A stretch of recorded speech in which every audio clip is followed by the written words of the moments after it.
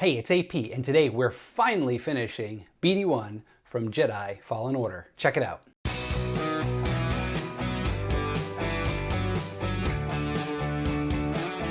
Well, here we are, part 5 of 5. We're finishing up with BD-1.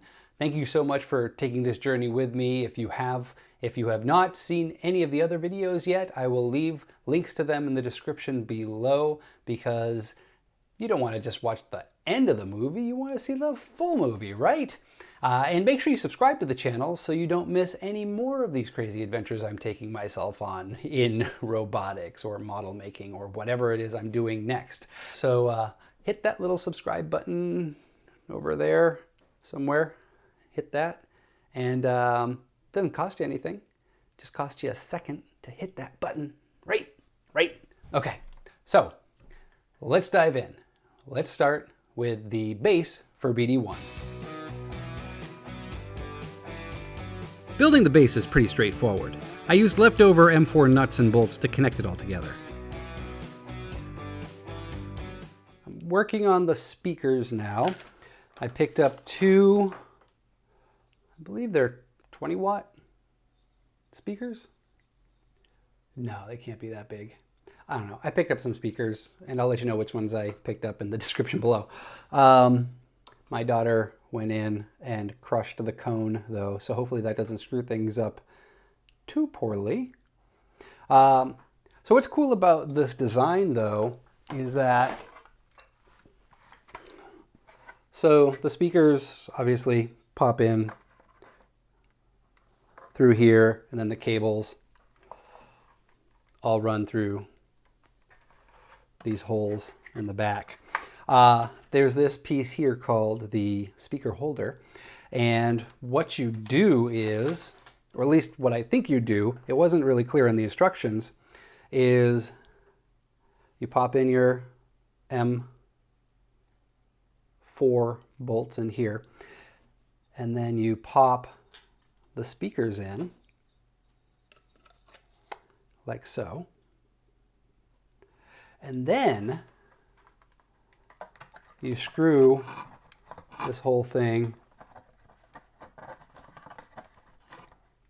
in place through the holes right here. So you don't have to drill 4 holes for this. This little speaker holder contraption actually holds them all in place. Super cool. So I'm going to solder on some speaker cable to these speakers and then install those. One thing to note, you're going to need enough speaker cable to run from here all the way to about here. So what's that? Good 16 inches? 14 inches? So just remember that when you're cutting your speaker cable. The speakers have a positive and a negative lead. When it comes to speaker wire, it doesn't really matter which cables connect to which lead as long as they match on the other end. If you look closely at the speaker wire though, you'll see one has a white stripe on it. I use this one as the power and the other as the negative. It's just easier to remember that way.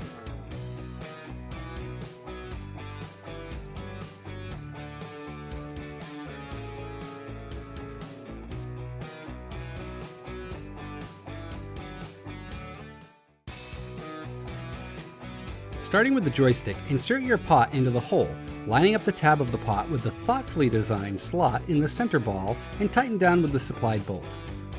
Next, slide your servo cable through the channel in the ball post, making sure it exits out the side. Attach with 2 M3x10 bolts and M3 nuts. Wrap the cable with a tie to keep it all in place. Insert 2 pieces of 4mm brass tubing into the holes in the ball. I needed to widen the holes a bit here with a hand drill. Next, take ball 2, noting the thicker ends. The side with the smaller hole gets a piece of brass tubing, while the larger hole will eventually pressure fit over a potentiometer. Next, place ball 2 over the center ball, lining up the thin side holes with the brass holes in the ball.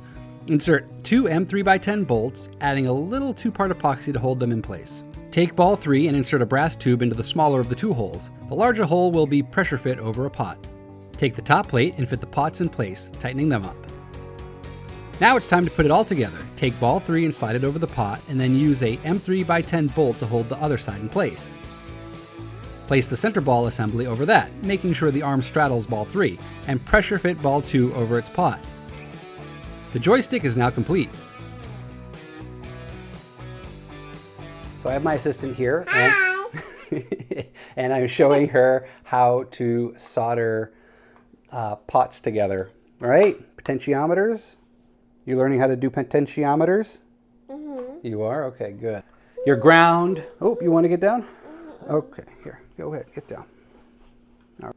One thing about the inputs is that all of them are daisy chained together inside the controller. So you have your ground going from one input to another input to another input, and then eventually into a 12-pin connector. Same for the power. The only thing that does not get daisy chained is the signal cable, which will then run to its own pin within the connector. So just bear that in mind when you're starting to put all this stuff together. There's a great wiring diagram in the instructions from Mr. Baddelley. Make sure you print that out before you start soldering everything together, because that'll help you plan a little bit better. So I've already done that on the gimbal piece, where I have my primary here.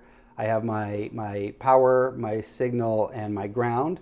And the ground and the signal then daisy chain over to this input, and then over to this input, and then they'll go into the potentiometers within the rest of the controller and the micro switches. So just keep that in mind when you're putting this all together. Print out the diagram so you have it, and yeah, so let's get back to putting the controller back together.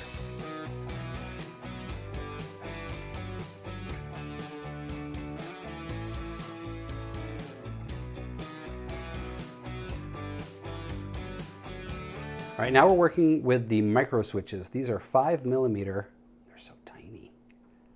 5mm micro switches. They're just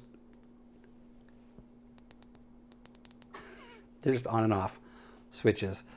And the design of these buttons is pretty damn ingenious. They just rest onto this post, then you have the button, and then it goes into the controller, and then you just press it, and that'll make sounds. Sound effects come out of BD-1. What's different between this and the potentiometers is that there are only two cables connected to this. You have your ground and you have your signal. And so I'm going to be soldering that onto these. Now, the cabling is a little different here. So what I'm going to do is there are these slots inside each of these holes. See those two slots? So what I'm going to do is I'm going to solder the leads on here first. Then I'm going to take my daisy chained ground and pop that through the hole like so. Is that right? Yeah. So it's almost like sewing. So I push this through the hole, I'll trim it, tin it, and then daisy chain it to the micro switch, and then put the two leads back into the hole here. Ooh, you know what this looks like? This looks like the, it looks like either IG-11 or IG-88 on a bender, on hiatus. He ate a little bit too much oil or something, and he got fat.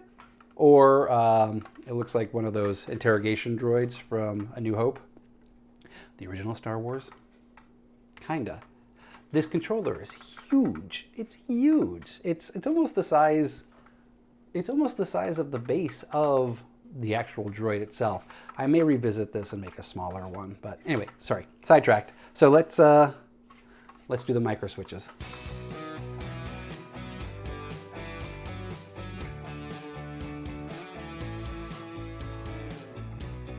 The wiring in the controller is now complete, and I've put some cable ties in to try to neaten things up a little bit, but I think I have enough free movement in here for the gimbal. I have enough space. I have about, I think my shortest is 14 inches, maybe 12 inches. Yeah, about a foot. And so I'm going to put this on a 6-pin, or I'm sorry, I'm going to put this on a 12-pin DuPont connector which will then plug in into the Mega Arduino at the base. And then I'll be able to unplug it if I want to kind of put this away, since it is a little, it's not a little at all, it's actually pretty damn big. So, next up, we start working on the brain. Brain. All right.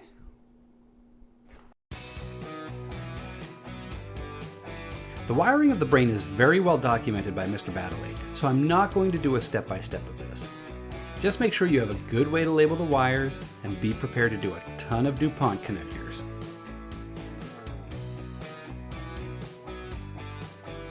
I'm about to start testing the controller. So this is my first time ever using the Arduino IDE, and I'm going to be uploading the sketch, the controller test sketch, to the Arduino Mega, and that should show me if everything's working properly, or at least connected properly. I actually don't know what exactly is going to happen. So let's just give it a try and see what happens. First things first, I've plugged in my controller into the Mega. All of my inputs are connected. And then I have a USB that I'm just going to plug into my computer here. Okay, so, oh, there's a light. There's a light that just came on. Do you see that? A little light. Okay, cool. So I guess that's good. More lightning and thunder. Okay, so I need to upload. Oh, serial port not selected. We'll try the upload with another serial port. USB serial 1440. This must be it.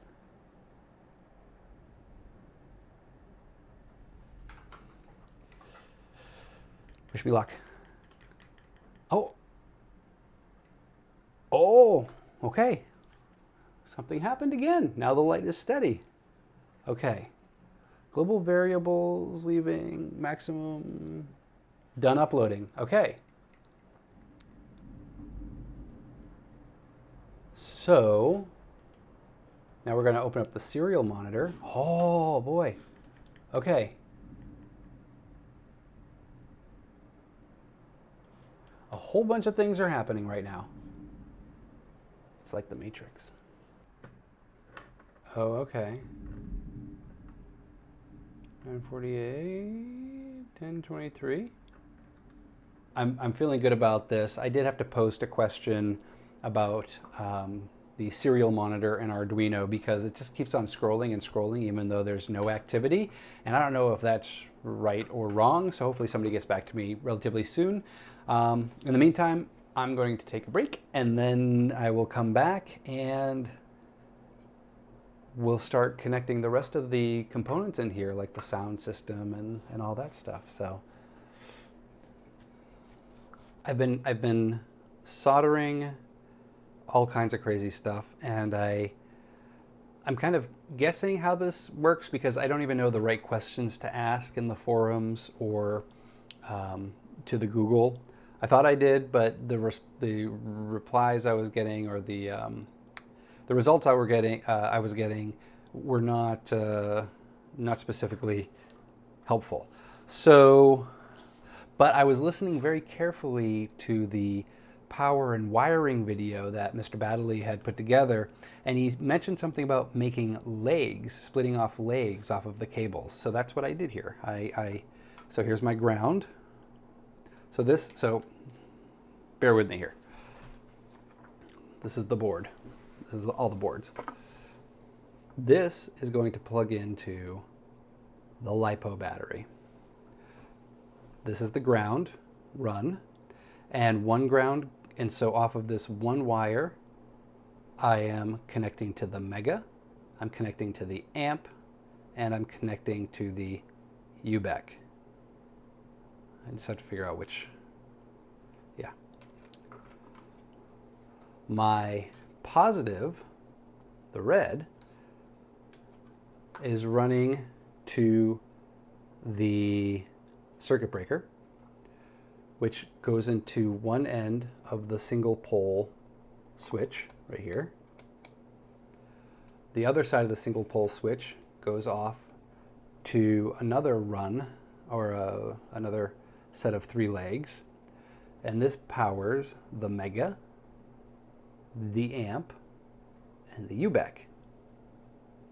And then off of the UBEC, that's going to lower the voltage to 6 volts, and that will head up through the through BD-1 into the brain to power the Arduino that is controlling all the servos. So I think I'm ready to actually plug the battery in. So let's see how this works. All right, we're plugging it in, and I should see a light on this, or this will just blow up.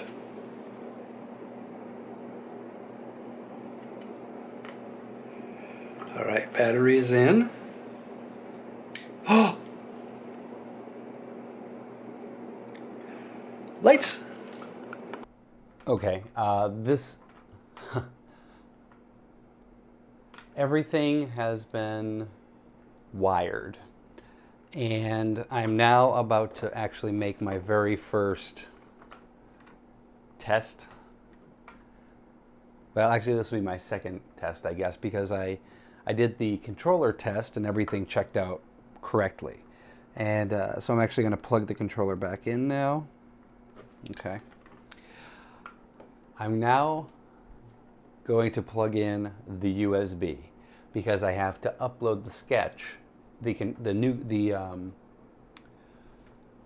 actual automation sketch to the board. That's the last step here, really.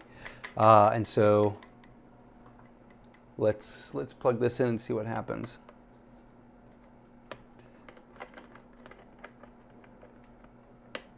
Oh. Okay. So first good sign. All the lights turned on in here. So the Arduino, the amplifier, and the UBEC are now all powered on. Oh, and my speaker cable just came out. Crap. All right, that's kind of in. All right. Okay, so I'm all plugged in. I'm going to now upload the sketch. Oh. And we're back. So the error I ran into 3 errors.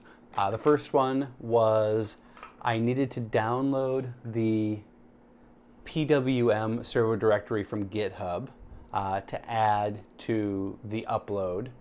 I had to download the DF Player Mini library from GitHub, again to add to the compilation of code that I'm uploading to the board. And then the last one, I was running into a sync error. And how I solved that was I had my board setting incorrect. So in the Arduino software, if you go to Tools, Board, you need to make sure you've selected the correct board. This was preset to Uno for some reason, and so I set it to Mega. When I ran the upload again, it ran perfectly. Okay, so it looks like everything has been uploaded. So let's see if this does anything.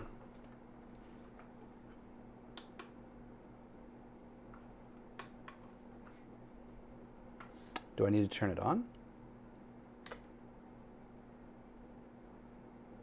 Okay. The LEDs are on in the back. That's cool. Okay.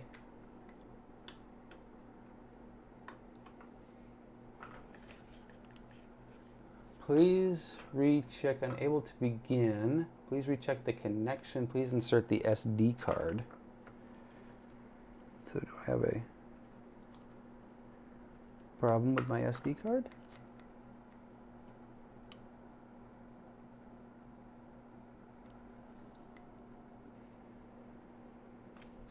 Let's try this. All right. He's unplugged. Make sure he's off. Let's plug in the battery. See if that does anything. All right. Take two. I've plugged him into the battery power versus the USB. Let's see if that works. Oh, oh, oh, oh. Something bad happened.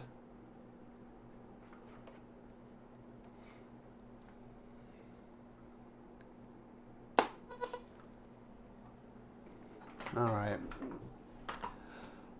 I don't know what's going on. And I'm bummed that the lights are no longer turning on in the back. So that means something bad happened. Something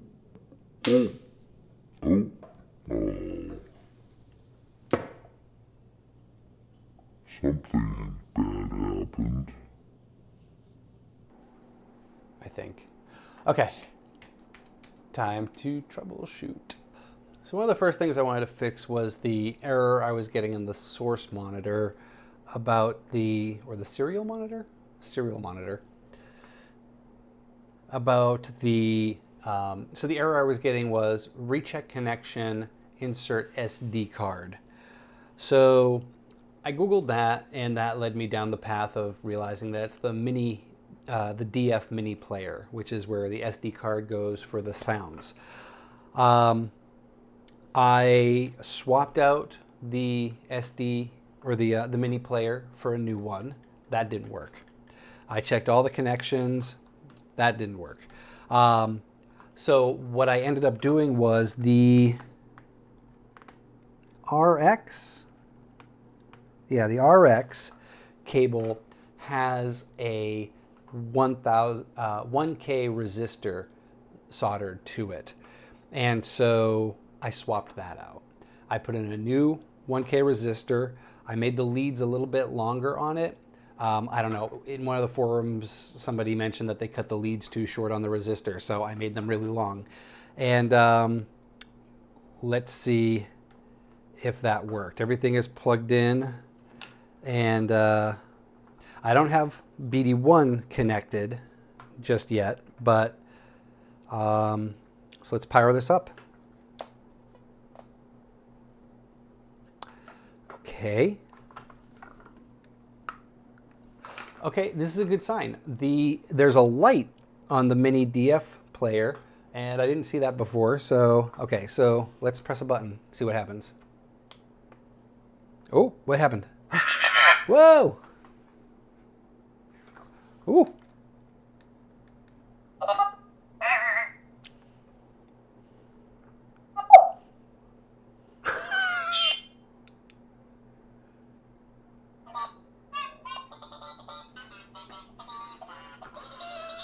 It's making noises. Okay, cool. All right. Hey, he makes noises. All right, now I have to get him to move. So let's figure out what that problem is. I'm still troubleshooting. So I have the sound working, but only when I have the body disconnected from the board. Very weird, no idea what's wrong there. So I decided to pause on figuring that problem out and go back to the board, the rear panel. So in my last video, I skipped one very important step, and that is adding in the Arduino Nano into the mix to control this.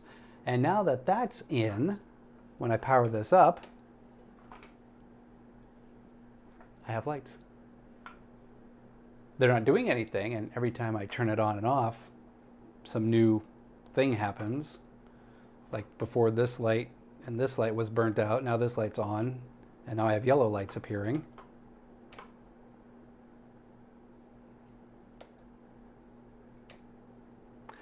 I have no idea what's going on.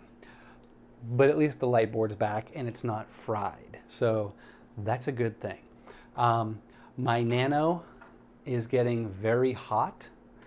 So I think when I soldered it together, I screwed something up. So I'm gonna have to fix that. But hey, one problem at a time, right? Okay, so let's go back to figuring out what's going on with the body. Who knew this was going to be so hard?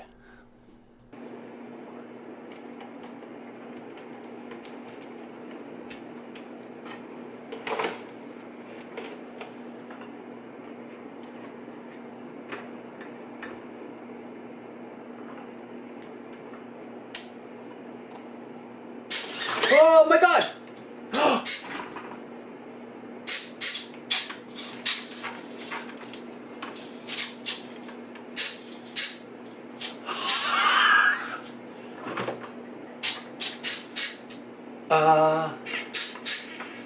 Oh my God! Oh shit. Okay.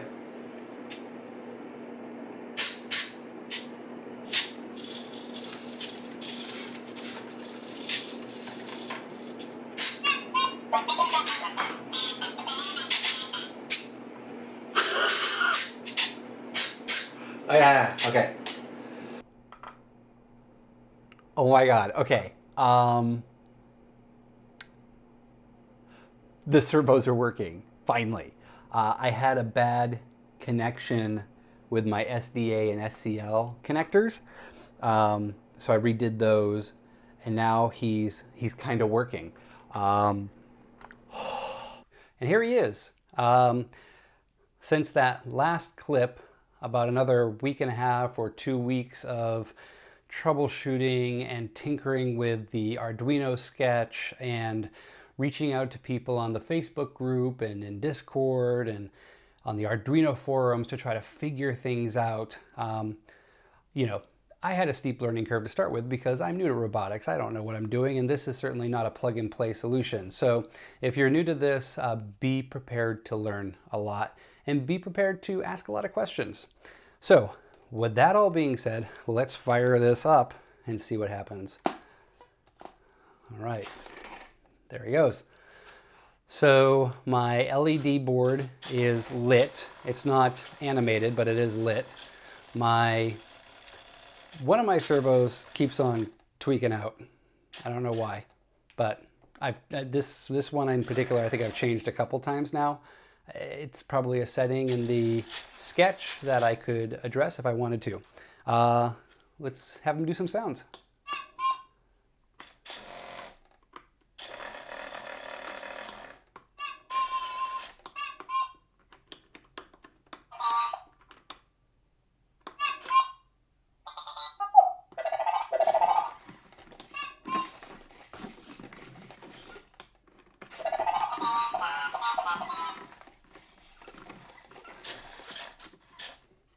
The body now works. Oh, that's the neck. The neck. Hello, neck. Here's your body.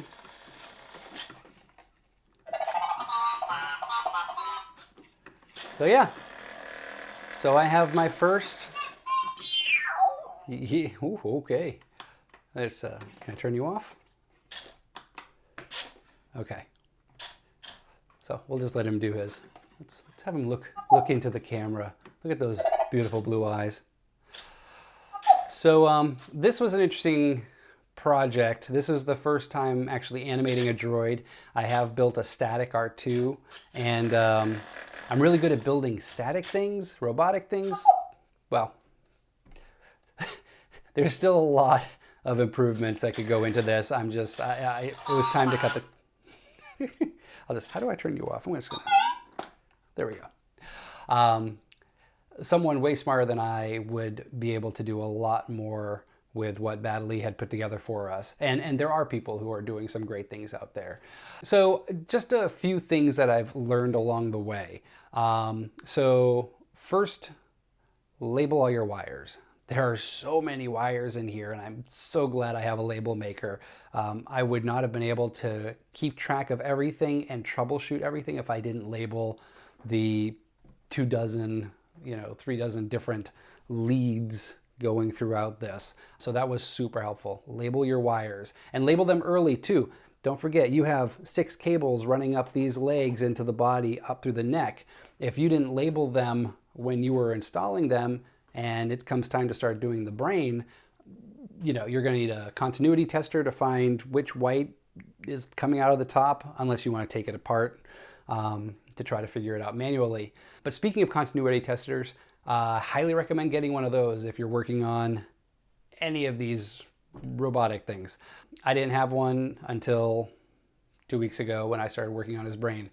Super helpful. It helps you measure the voltage. It helps you find rogue wires and where they might be within the labyrinth of wire that creates the bot. Baddelley put together some great videos on wiring and coding BD-1. Watch them again, and then watch them again if you are uncomfortable with any of this stuff. I watched, I think, all 3 of them 3 times each, and I missed something, or I learned something new every time. Definitely watch the resources that have been made for you, not just these videos, but the ones that Baddelley did as well. And also, don't forget to use the Facebook group as a resource. There are a lot of smart people out there who are willing to help. This community of droid builders is a very welcoming community so far, and I've found them all to be very helpful. What else? Get comfortable with playing with the sketch in Arduino. Arduino is just code like HTML or JavaScript or any other code that you may have worked with if you have worked with code in the past.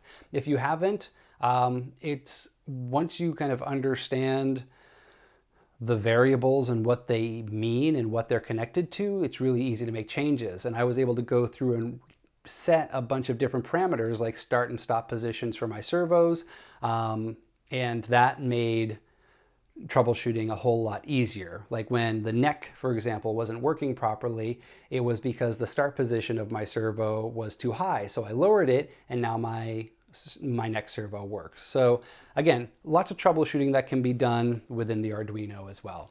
I did not put the leg servo in here. I'm satisfied without it. If you want to put the leg servo in there, there's no instructions on how to do it, but there are plenty of people who have done it. So just ask on the Facebook group and people will be glad to help you figure that out. I would like to thank a couple folks who were helping me troubleshoot in the end. Trevor Zarachuk, who also did the soldering on the LED panel. If he does another run, I recommend you getting in on that because it'll save you so much soldering of all those LEDs in the rear panel. Brian Olson from the Northeast Droid Builders was a big help as well in trying to help me troubleshoot some of the Arduino stuff. And then Alec Barzap, who was also talking me through some of the power things here. So thank you to my fellow droid builders for helping me out, get me to this. And now I feel like I have a decent enough base of knowledge to now work on the electronics in R2. So that's the next project. I know this was a long one. I appreciate it though if you made it this far. Don't forget to subscribe to the channel. If you liked the video, give it a thumbs up. If you didn't, give it a thumbs down. Leave me a comment. Let me know what you're up to. And as always, thank you for watching.